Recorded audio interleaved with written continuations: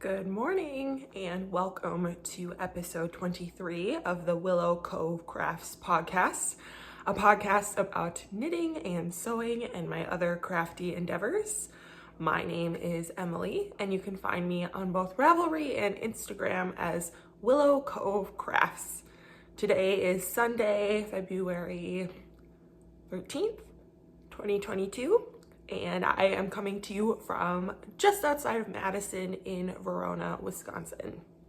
It has been a week since I last recorded and not much has been going on outside of surgery preparation.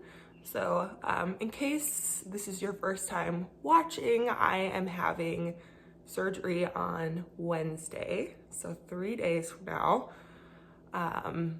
I have a condition called thoracic outlet syndrome, which basically means there's a couple different kinds. I have venous and arterial thoracic outlet syndrome, but it basically means that the major vein in my shoulder, major vein and artery in my shoulder are getting compressed between my collarbone and first rib up here.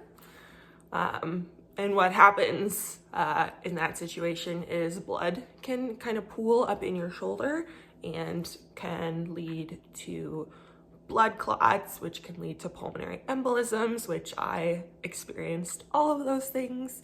And so in order to treat that, they go in and remove your top rib just to give your artery and vein a little bit more room so that blood can flow appropriately and things are not getting compressed anymore.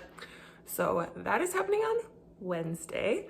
I am trying not to get nervous. Yes, it kind of ebbs and flows. I have like moments of severe anxiety about my operation, and then I have moments of like, oh, it's gonna be fine. It's gonna absolutely be fine. Maybe that's normal to just have these like fluctuations in mood, but that's what I've been dealing with. So I'm really looking forward to having it be done. Obviously, in the days following surgery, I'm probably not going to have the best time of my life, but I'll be very relieved once it is over. So like I said, my operation is on Wednesday. I will have to stay at the hospital a few nights, so I'll probably, if all goes well, I'll probably get to go home on Friday. It all kind of depends on how closely they feel like they need to monitor me. Being young and otherwise healthy is probably in my favor. So I'm hoping I get to go home on Friday. I have read some people have to stay in the hospital for up to a week after this procedure if they have some sort of complications or whatever, but the average is 2 nights. So yeah, hopefully I will get to come home Friday. And then from there, yeah, I will just be on leave from work. I will be off of work 2 to 4 weeks. My leave paperwork officially says 4 weeks, but I might feel better to go back to work sooner. We'll see. I have absolutely no idea what to expect here. So yeah, I will definitely be off at least 2 weeks, potentially up to 4. And yeah, we've just been kind of getting ready. I had my pre-op physical this week. I had to have a COVID test this morning. And yeah, just trying to get things in order. Dan has been doing a lot of like cooking for me and, you know, preparing freezer meals so that I have stuff to eat while he's at work. And, you know, just making sure the apartment is clean, all the laundry is done, just trying to prepare myself to do as little as possible for the first few weeks after I'm home. And yeah, mostly just trying to keep my anxiety in check. Yeah,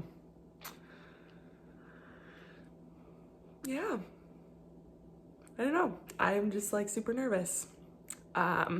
Anyways, What are we doing today? Oh yeah, it's the Super Bowl today, February 13th. If you are, I don't know how knowledgeable or how prevalent this is in other countries, probably not, but if you are not in the United States, the Super Bowl is the big finale to the American football season, and often there's a lot of like parties and food and stuff, which we can't do this year because I have to quarantine. So Dan has to quarantine. So we have plans to make some delicious food and basically have our own party, just the two of us, and watch the Super Bowl tonight. Yeah, and then tomorrow's Valentine's Day. I think Dan is planning something for dinner. He usually does. And yes, then it's showtime. Yeah, I don't know what else to say about that. I feel like the broken record talking about my surgery, but it is obviously something that is very prevalent and important in my life right now. So it's always at the forefront of my mind. So hopefully after this episode, I will stop talking about it so much. Yes. Yeah, next episode, I'll have a big scar on my chest, which will be fun. Without further ado, let's get on with the knitting content. And we can start off today with what I'm wearing and finished objects because they are one and the same. I have finished my Illuminate sweater. This is a pattern by Andrea Mowry, and you can't quite see the whole thing with me sitting here, so I will insert a little bit of video of me wearing it.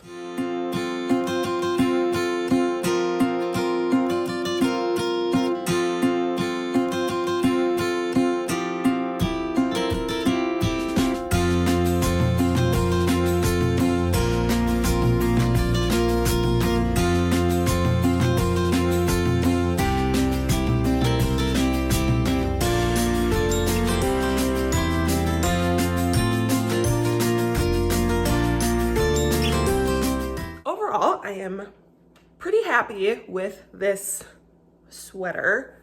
Let me start by telling you what yarn I used. So the kind of shifting color yarn that you see is the Spincycle dyed in the wool. This is a 100% American superwash wool. It is a sport weight, and I used the colorway Rusted Rainbow. And then the contrast color is a Mohair held double. I used the, I'm dropping things. I used the Isager Silk Mohair. It is a 75% kid mohair, 25% silk. And together, I thought they just made a super lovely combination. This color combination was heavily influenced by Stacey Elstone of Stress Knits. She knit her Illuminate in similar colors, and I fell in love with it immediately and wanted to copy her. I think her mohair is a little bit lighter than mine. It's still a pink, but it's a bit lighter of a pink. This is already a pretty light pink. But yes, the fit is not entirely what I expected. However, ultimately I'm happy with how it turned out. I thought, so I knit the size 5, which I believe is a 48-inch bust. I have a 45-inch bust, so that was supposed to give me 3 inches of positive ease. I don't think it quite has 3 inches, maybe. It's got some positive ease. It's not like skin tight. However, the sweater did turn out much more fitted than I thought it would. I swatched and everything, so I don't know, maybe I just like tightened up a bit as I went along. Maybe the color work was a little bit tighter. People tend to knit color work at a tighter gauge than they normally would. And then yes, I also feel like I got a little impatient while knitting the body and ended the sweater maybe a little sooner than I should have. The sweater body, I need to always remember, so Andrea Mowry, if you don't watch her podcast, you should, but she always talks about your magic numbers, and what she means by that is taking garments that you really like the fit of and paying attention to, like, you know, how long are the sleeves? How long is the body? And I think for me, my magic number for the body of a sweater is 18 inches. I tend to really like where that hits me. And this sweater ended up being about 17 inches, which is close, but not quite. So it is just like a little bit short, and I should have known, but I was getting really ready to be done with it. And so I ended the body a little bit earlier than I probably should have. Ultimately, I think it works nicely, especially given that the bust circumference is not as big as I thought it would be. It is more of a fitted, cropped sweater, which I do like the look of with high-waisted jeans. I think it creates a nice shape. Versus if this sweater had been a little bit more loose, I think more length would have been better. But yeah, I think it all worked out. It wasn't quite what I expected. However, you know, I think it turned out fine. One thing that was a bit disappointing, and let's talk about this. I had significant bleeding with my Spincycle. I've knit with Spincycle before. I've never really had this problem. However, this is probably the most saturated color I've used from them. And I soaked this sweater 4 times. And every time the water came out a very dark yellow. And it did not lighten up as I went. It just kept bleeding. And unfortunately, I think that came off onto the Mohair stripes. You can especially see it on this sleeve. So specifically, I had some problems with the yellow and orange bits. Yellow more so than orange, but the orange I'm assuming is made up of some yellow dye. And yeah, I think you can see, you know, here is kind of normal. And then once we get into the yellow, the mohair is a little bit stained. And yeah, there's a couple other spots, you know, here where I think the mohair got a little discolored from the dye that bled from the Spincycle yarn. Overall, I think it is fine. I'm not like heartbroken over it. Because this sweater has so much color changing going on anyways, I feel like it works. And also I feel like this mohair color, like it can handle a little bit of discoloration compared to the color of my Spincycle. So like, I don't think anyone's gonna ever notice, unless you point it out, which I'm doing right now. But it was a little sad. Yeah, I think if I had, you know, if my colors were a little bit more different, or I had used 2 solid colors and I had this type of bleeding, I would have been really upset with how it turned out. Again, this sweater is pretty busy, so I think, you know, it kind of works and it gets a little lost in the shuffle. And yeah, like if you take a step back cohesively, the sweater looks really great. But it was a little bit of a disappointment at how much bleeding there was, especially after 4 washes, 4 soaks. So yeah, maybe the next time I wash this sweater, I'll soak it in a little bit of vinegar to see if I can get that dye to fix. And I know that that's like part of the game. That happens sometimes. Certain colors just don't set as well as others. But yeah, this was probably the most significant bleeding I've ever had with a project. So yeah, something to keep in mind if you're gonna use you know, any yellows from Spincycle. Maybe be careful, test a little piece of that yarn. I did wash my swatch, but it wasn't the yellow color, so I didn't realize it would be a problem.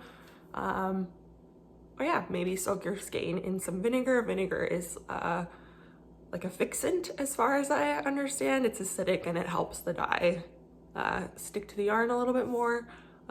Just something to keep in mind, especially if you're pairing it with maybe a stark contrast color and you really don't want any sort of bleeding to happen. So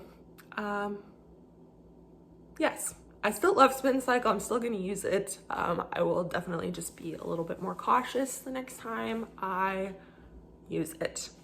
What else to say about this? I had a little bit of a boo-boo with this one this week. So I recorded last Sunday and I showed my sweater and I was maybe about a third of the way down the second sleeve.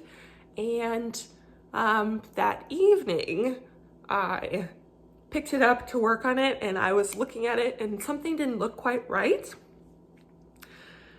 And I was like, what is going on here? Why does this look weird? And then I looked really closely and I realized that one of the, so yeah, maybe last episode I was like here on the sleeve and one of the stripes up here, I think maybe this one, I had knit a row too short. So I clearly cannot count. And I couldn't live with it. I am kind of the philosophy that if I'm going to spend so much time on something, I should make sure it is completely right, to the best of my ability. And I could not live with having one stripe that was a row shorter than the others. So I ended up ripping back the sleeve to about here, which is about 6 inches. So yeah, I knit on this plus an additional 6 inches of sleeve. And then like by the end of my second sleeve, I kept saying to myself like, oh, I should be done by now. Like I've already knit this sweater should be over. But such is life. Sometimes we have to redo our knitting to make it what we want. But yes, again, overall, I'm super happy with it.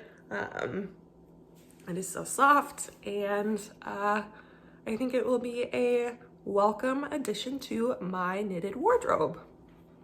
Let's move on to works in progress. I have a couple things to show you today. I put a little bit of work on my granny stripe blanket.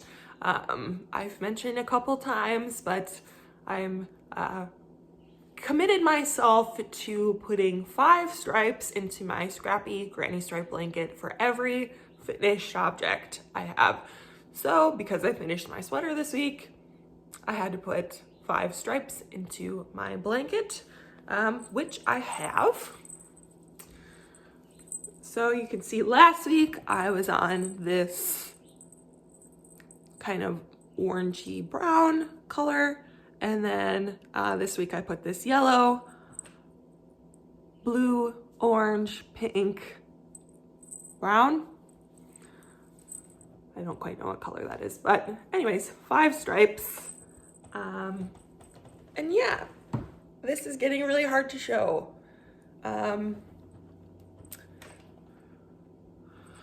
I am using the instructions by Attic24. I put a link in the description below the video to her blog where she has instructions on how to make this blanket, in case you are interested.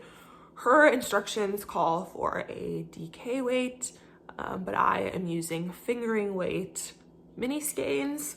And I made mine, it's king size, I believe, width-wise. And yeah, it's slowly growing.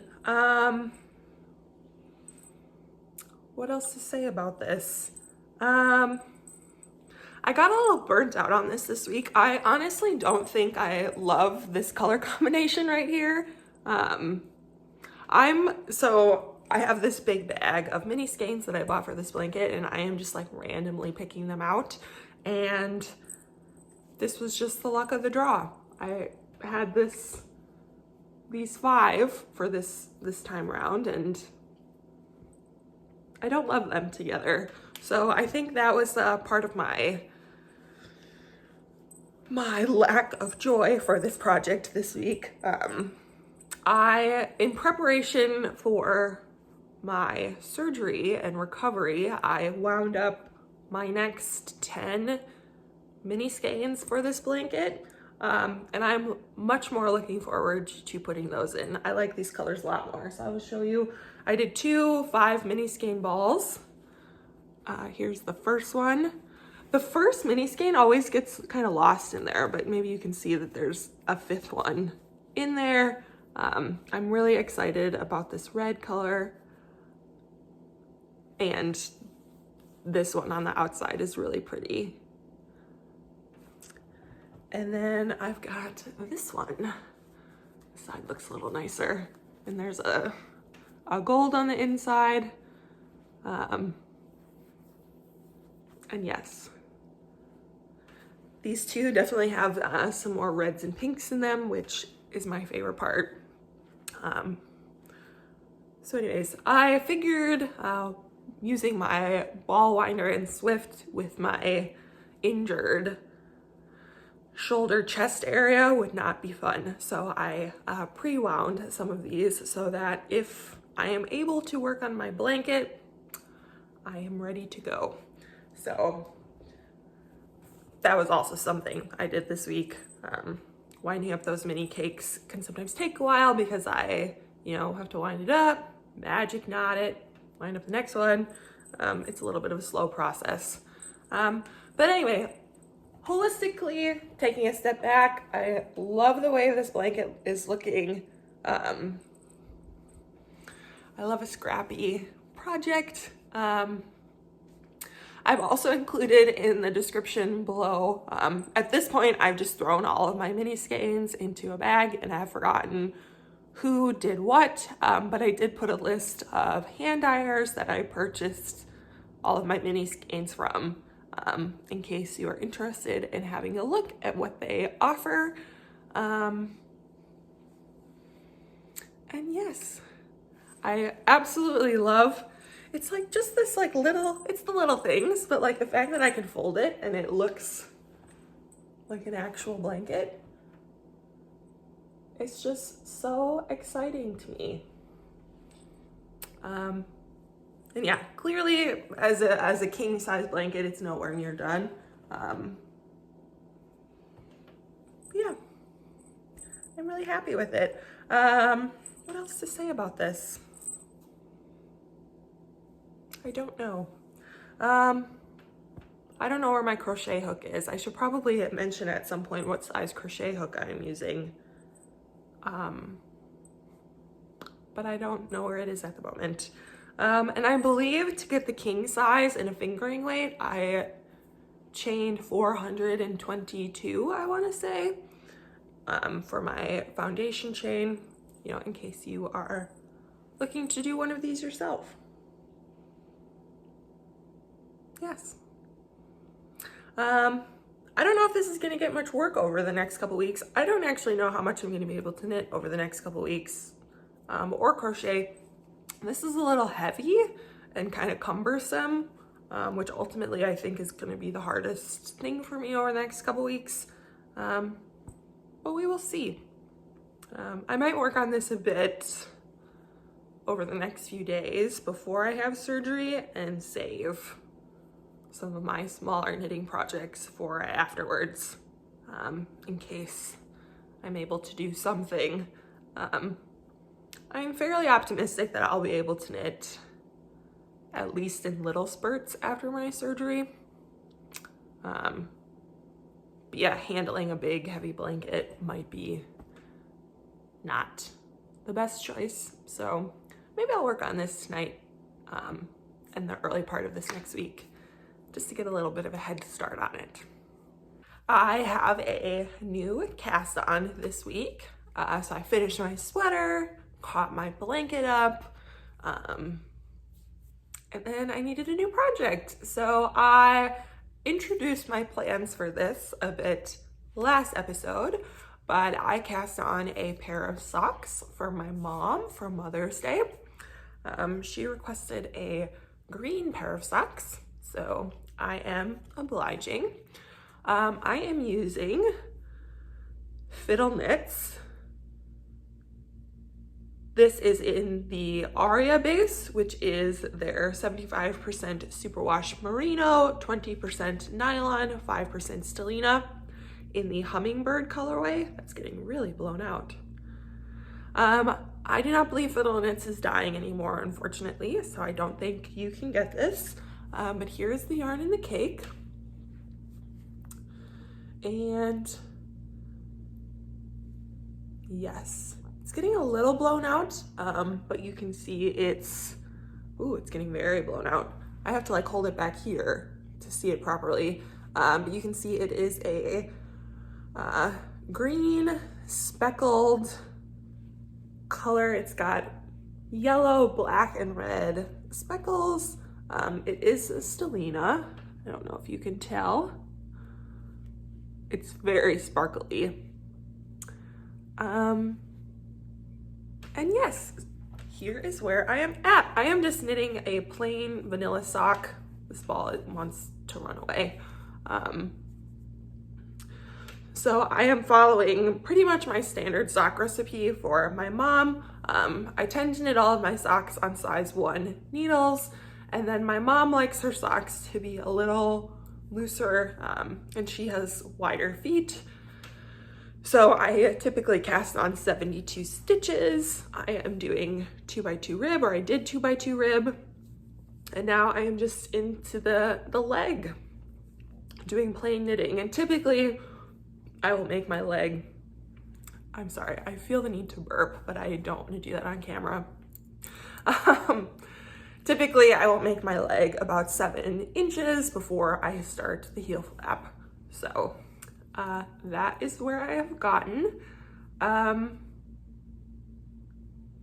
yeah, I feel like I have a lot of progress on this for just like 2 days of working on this, kind of just here and there. And I feel like, so I originally like picked this project because I thought socks would be a really good recovery project because they are simple and small. But I feel like I'm gonna be done with this first sock by Wednesday if I don't slow down. So yeah, again, maybe I'll work on my blanket over the next couple days and save these for after surgery. Yes. What else to say about these? I don't know. Yeah, simple vanilla sock. This is going to be my main project as soon as I'm able to knit again. These are for my mom for Mother's Day. So I'm, patting myself on the back or on the shoulder for being really ahead of schedule because it's only mid-February and I feel like these are going to be done pretty quickly, especially if it's my monogamous project. I don't think I've ever knit a pair of socks monogamously. I think I may have fallen out of love with knitting socks. I'm really in a sweater mood lately.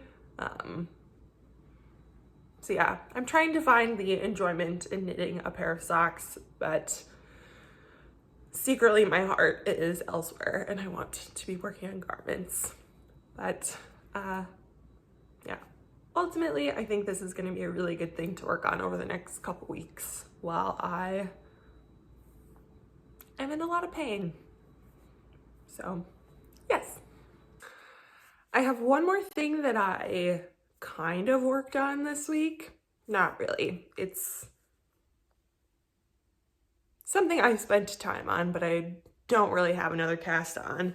But it brought up a couple things that I wanted to talk about. So last episode, I also introduced my plans for my next sweater.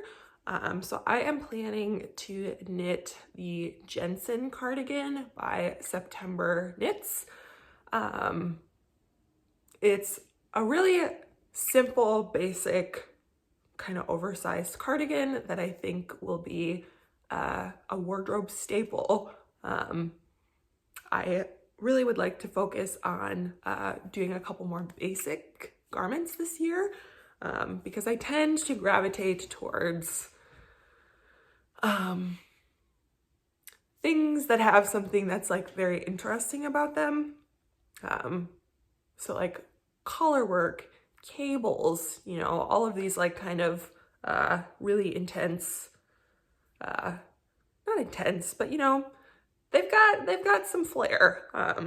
But ultimately I am more of a simple dresser, and so I really want to knit some more basics, because I think those are going to be the things that I in reality gravitate towards more. So I showed you my yarn last week. I'm planning on knitting this out of Holst Garn Super Soft in the Pebble colorway, and I have a cone of it. And if you watched last time, you might notice that this cone is a bit smaller than it was. So the Holst Super Soft is a fingering weight, and the Jensen cardigan calls for a DK weight. So I am holding this double, and I should have enough yardage. And so in order to do that, I wound off half of the yarn. And it ended up looking really funny, which I just want to show you. It has this like big crater in the middle, and I don't understand why. So yeah, I just used my kitchen scale and wound off. These are 500 gram cones, and so I wound off 250 grams into this cake. And so now as I knit the sweater, I'll just grab a strand from each, and that will be that. Something I do want to call out about the Holst. I had a couple people reach out and say that, you know, they love the cone and are excited to like maybe try it themselves. If you haven't heard or aren't familiar with the Holst, there is like a big thing I want to call out about it that might be a bit surprising to a lot of people. So Holst is a fairly inexpensive yarn, and I think part of the reason they can get away with being so inexpensive is that they don't wash their yarn after, they don't do it after it's on the cone. I think if you ever get yarn in a cone, you're going to experience what I'm about to talk about. But Holst also doesn't do it when they also sell their yarn in cakes, and that is they don't do like a second wash of their yarn. And so what happens, you're not going to be able to see. But I mean, maybe you can kind of see on this cake, you'll notice that the yarn looks almost like this is a 100% wool, but it looks almost like linen. Like I feel like it looks kind of crunchy. And that is because there is a ton of spinning oil left in the yarn. So again, Holst doesn't wash out the spinning oil. It cuts a big step out of the manufacturing process, and so they can get away with selling their yarn at a little bit of a cheaper price than maybe an equivalent yarn that does have that extra wash. And so I have heard some people really don't like knitting with Holst just because it is a bit, I think crunchy is a good word. I don't mind it, and that does wash out. And so I do want to show you, I did swatch for my sweater. Here's my swatch. A lot of swatches and patterns will call for a 4x4 square. I typically do a 2x4 because I am lazy. But I like to do a garter edge on my swatches. just to help get it to lay flat. And then this is a cardigan, so it is knit flat, so I made my swatch flat. But anyways, you'll see that, like, you know, this is a lot, it's pretty drapey. It softens up a ton. But again, once you wash it, all of that oil comes out and the yarn really blooms up. I don't know if you can see, I will try and show you. Let me grab an end from my cake. I don't know if this will pick up, but this yarn is from my cake. It's unwashed. It's got a lot of that oil in it. And then this is from my swatch. Let me try to separate these. Obviously it's double. But I think you can maybe tell how much the yarn fluffs up after it is washed. And even, I think there's even a slight color difference because that spinning oil, I think, has got kind of a yellowish brown color. And so that, you know, kind of colors the yarn a little bit. And once that washes out, the yarn, in my opinion, lightens up a little bit. This is obviously a brown yarn, so the spinning oil doesn't have too big of an effect on the color. But yeah, I think you can really see, you know, how like kind of matted down this one strand looks compared to these other ones that have been washed. So yes, something to keep in mind if you want to use the Holst Garn is that it's gonna be a little crunchy, it's gonna be a little oily. It's not bad, like I don't feel like my hands are dirty after I use it, but you can definitely like feel the tackiness on it. I have heard people, you know, they'll kind of skein up the yarn and wash it before they knit with it. Because they really like the yarn, but they don't like the spinning oil. So that is another option if you want to give this a try and you don't think you will like the crunchy yarn. I personally like knitting with the crunchy yarn and then washing it and seeing it just like transform. Like all that oil comes out, your yarn fluffs up, it's super satisfying.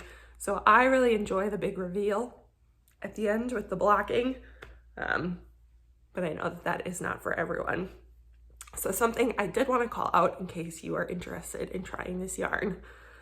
So again, here's my swatch. I held it double to get DK. The Jensen cardigan is knit on a fairly loose gauge. It's calls for a size 8, a US size 8 for a DK weight, which gives a pretty loose gauge. I think you can kind of see like, you can almost see my face through the swatch.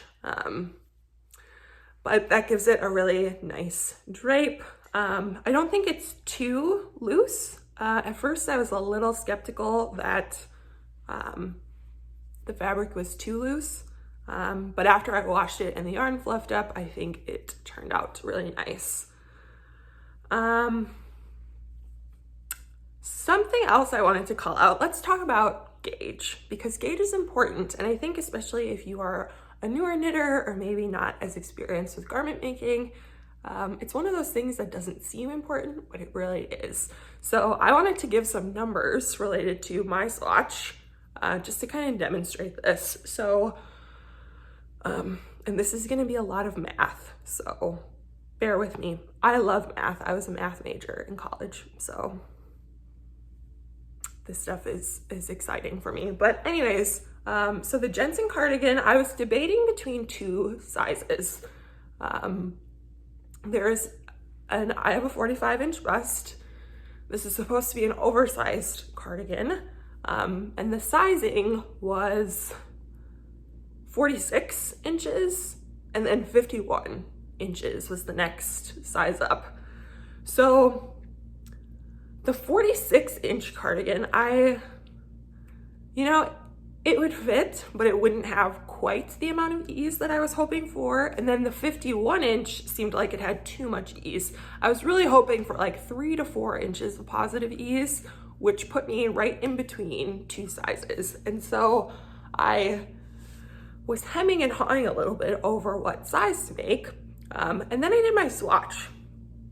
And the gauge on this sweater calls for 17 stitches over 4 inches, and my swatch got 18 stitches over 4 inches, which doesn't seem like a lot. I'm 1 stitch off, and I think it's very easy to think like, oh, 1 stitch, like what difference could that possibly make? However, if you calculate it out, that 1 stitch over the course of an entire chest circumference, for me, I've decided to make the 51-inch size, but because my gauge is a little bit tighter, I'm gonna end up with a 48-inch sweater.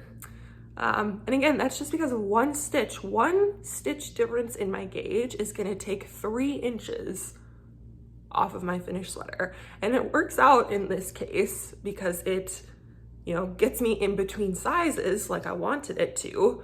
However, you know, 3 inches can make or break a sweater. That can really affect the fit. It can work in your favor, like it is hopefully going to for me. We'll not actually know until the sweater is finished. But if you're looking for a more fitted sweater and you know, have gauge that's slightly off, your sweater could easily end up too small. So moral of the story is 1 stitch can make a difference, and always check your gauge and always kind of calculate it out. If your gauge is a little off, it doesn't necessarily mean you have to change your needle size. You might just want to do a little bit of math and figure out how big your sweater is actually going to end up being. The other alternative, because my gauge was a little tight, was I could have gone up a needle size. But I really liked this fabric, and again, it was already looking just on the edge of being too loose and too thin of a fabric for my liking. So I decided to stick with the size 8 and knit the larger size. And the hope is that my sweater will end up giving me the 3 inches of positive ease that I am looking for. So yes. And then, you know, in reality, all of that can go out the window because I gauge swatched for this sweater and it didn't fit the way I wanted it to. So your swatch can lie. Some people will like swear left and right that there's no way your swatch can lie, but like it can. But it is always good to check, and it's good to know, like, you know, my sweater might end up a little smaller than I intended if my gauge is a little off. Even if you're off by half a stitch, you know, over the whole circumference of your sweater, it could add up to a fair bit. So always check your gauge.